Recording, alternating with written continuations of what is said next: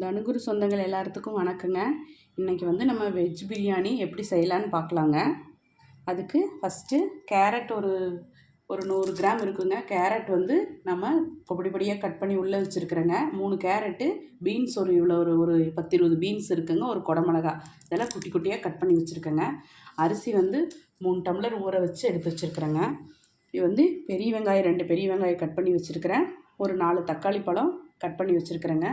அப்புறம் பச்சை மிளகா ஒரு 2 பச்சை மிளகாவை கீறி வச்சுருக்குறேங்க. இனி இஞ்சி பூண்டு அது கூட என்னென்ன போட்டு அரைக்கலான்னு பார்க்கலாங்க. இது இப்போ இஞ்சி பூண்டு அரைச்சிக்கலாங்க.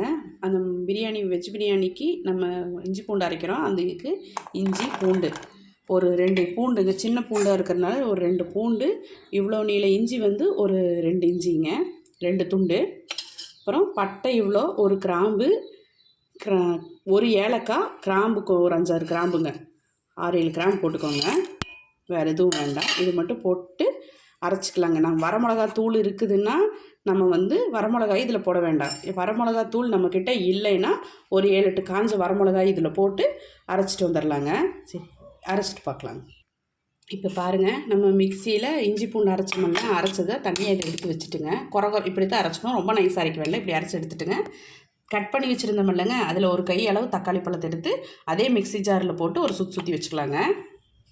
தக்காளி பழத்தையும் போட்டு ஒரு சுற்றி அரைச்சிங்க. இப்போ நம்ம போய் தாளிச்சு விடுறது எப்படின்னு பார்க்கலாம். குக்கர் அடுப்பில் வச்சாச்சு. அடுப்பில் வச்சுட்டு எண்ணெய் ஊற்றிருக்கிறோம். எண்ணெய் ஊற்றிட்டு சோம்பு ஒரு 2 ஸ்பூன் சோம்பு போட்டுக்கோங்க. சோம்பு அரைக்கையில் போட்டால் லைட்டாக கசப்பு தன்மையாட்ட வந்துடும். அதனால் நம்ம வணக்கியில் போட்டுக்கலாம். சோம்பு, அரை இலை, பூ அன்னாசி பூ ஒன்றுங்க, இத்தினோண்டு கல்பாசி, இத்தினோண்டு ஒரு மராட்டி மொக்கு, இதெல்லாம் போட்டு ஒரு பொரிட்டுங்க. எண்ணெயில் போட்டோடனே ஒரு பொரிஞ்சு வரும். பொரிஞ்சு வந்தோடனே நம்ம அடுத்தது வெங்காயத்தை போடலாங்க. வெங்காயம், பச்சை மிளகா ரெண்டையும் ஒன்றா போட்டுடலாங்க.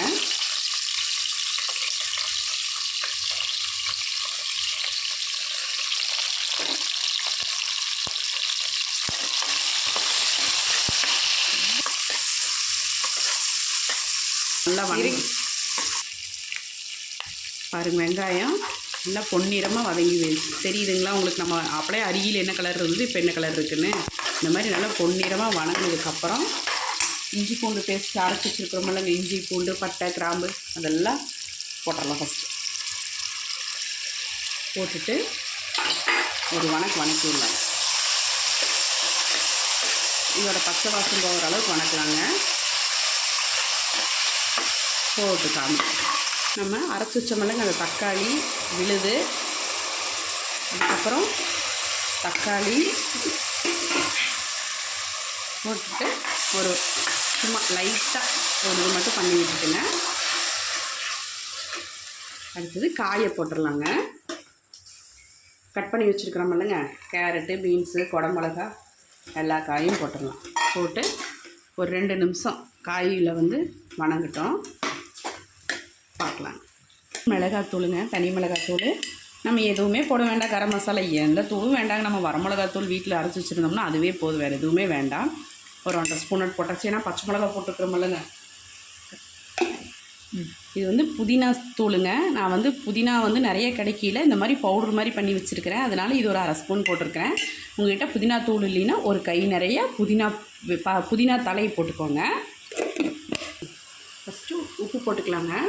இதுக்கு சாப்பாட்டுக்கு தேவையான அளவு உப்பு போட்டுக்கலாம். நான் கல்லுப்பை தானுங்க இந்த மாதிரி அரைச்சி வச்சுருக்கேன். கல்லுப்பு ரொம்ப பெருசாக இருக்கிறதுனால போட்டால் சீக்கிரம் கரைஞ்சி வராதுங்கிறதுனால மிக்சியில் போட்டு ஒரு சுற்றி வச்சுருக்குறேங்க. அதனால் போட்டால் டக்குன்னு இதாகிக்கொண்டு வரமிளகாத்தூள், புதினாத்தூள் போட்டாச்சு. போட்டு நல்லா ஒரு வணக்கி விட்டுக்கலாங்க.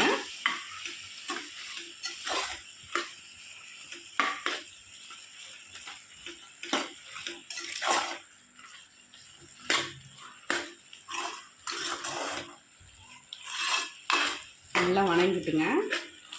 பார்க்கலாம். ஒரு புளிக்கரண்டி அளவு ஊற்றிக்கலாம். போட்டுட்டு நல்லா ஒரு வணக்கட்டுங்க. வணங்குனாதான் காயோட பச்சை வாசம் போயிடும், இஞ்சி பூண்டோட பச்சை வாசமும் போயிடும். நம்ம போட்டது எல்லா இதோடதையும் பச்சை வாசம் போயிடுச்சுன்னா தான் அந்த டேஸ்ட் உங்களுக்கு எடுத்து கொடுக்கும். நல்லா வணங்குங்க. இன்னும் கொஞ்சம் வணங்கிட்டு பார்க்கலாம். பாருங்கள், ஒரு கைப்பிடி கொத்தமல்லி தழை கட் பண்ணி போட்டுக்கலாம். புதினா தலையை இருந்தால் இந்த ஸ்டேஜில் போட்டுக்கலாங்க, இல்லைன்னா புதினா தூள் போட்டுக்கலாம். நல்லா ஒரு வணங்குங்க. இன்னும் வணங்கிட்டே இருக்குது பாருங்கள். நல்லா வணங்கினதுக்கப்புறம் அரிசி உள்ளே போடணுங்க. அரிசியை போட்டு காயில் ஒரு பரட்டி விடணும்.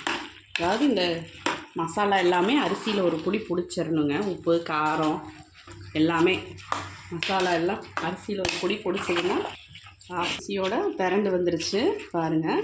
நல்லா போட்டது எல்லாமே போட்டாச்சு. அடுத்தது தண்ணி ஊற்றிட்டு உப்பு பார்த்துட்டு மூடி வச்சிடலாங்க. வேணுங்கிற தண்ணியை ஃபஸ்ட்டே நான் இது தாளிக்கிறதுக்கு முன்னாடி அடுப்பில் வச்சோடனே இது கொதிச்சிருச்சு பாருங்கள். நீ இதை எடுத்து ஊற்றினோம்னா டக்குன்னு நம்மளுக்கு ஒரு கொதி வந்துடும். நம்ம லைட் க்ளோஸ் பண்ணிடலாம். வேலை டக்குன்னு ஆயிருங்க.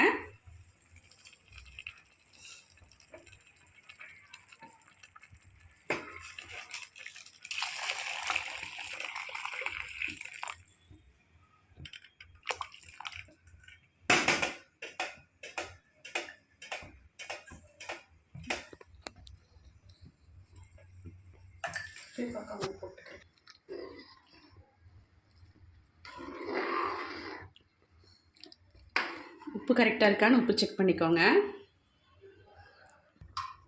பாருங்கள், இந்த மாதிரி கொதிச்சு அரிசியும் தண்ணியும் ஒன்றா கலந்து வந்ததுக்கப்புறம் நம்ம லிட் க்ளோஸ் பண்ணி மூடி வச்சிடலாங்க.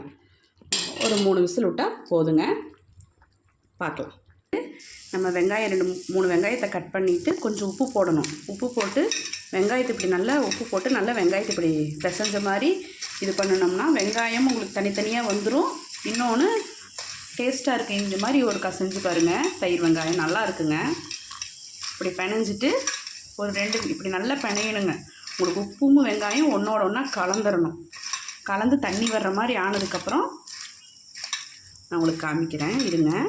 வெங்காயத்தை இப்படி நல்லா பிணைஞ்சிட்டேன். வெங்காயம் நல்லா ஒன்றோட ஒன்று ஒட்டாமல் வந்துருச்சு. இப்போ தண்ணி ஊற்றி நம்ம ஒரு 2 டைம் தண்ணி ஊற்றி இதை கழுவிட்டு வந்துடுவோம். வெங்காயத்தை நல்லா உப்பு போட்டு பிணைஞ்சிட்டு நான் போய் ஒரு 2 தடவை கழுவிட்டு வந்துட்டேன். இப்போ அந்த வெங்காயத்தில் இருக்கிறதெல்லாம் போயிடும். வெங்காயம் ஒன்றோட ஒன்று ஒட்டாமல் இருக்குது. இதில் இனி தயிர் ஊற்றி கலந்துட்டு காமிக்கிறேன். பாருங்கள், தயிர் வெங்காயத்தில் நம்ம கருகாப்பிள் மல்லித்தலை பொடி பொடியாக கட் பண்ணி போட்டிருக்கோம். தயிரும் போட்டு மிக்ஸ் பண்ணியாச்சு. சூப்பராக இருக்குங்க சாப்பாட்டுக்கு தொட்டுட்டு சாப்பிட்றதுக்கு. உப்பு பார்த்துட்டு உப்பு நம்ம போட்டு பிணைஞ்சதுனால உப்பு இருக்குதா போதுமாங்கிறத பார்த்துட்டு அப்புறம் உப்பு போட்டுக்கணும். உப்பு போட்டுறாதீங்க.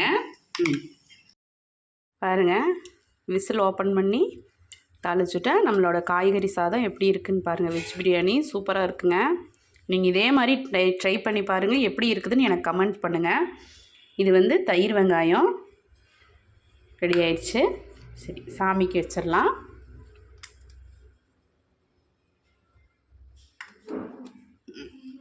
இது வரைக்கும் தனுகுரு விலாக்ஸை பொறுமையாக பார்த்ததுக்கு ரொம்ப நன்றிங்க. என்னோடய சேனலை மறுபடியும் சொல்கிறேன், ரொம்ப நன்றிங்க. எல்லோரும் உங்களோட ஆதரவு கொடுங்க. Thanks for வாட்சிங்க.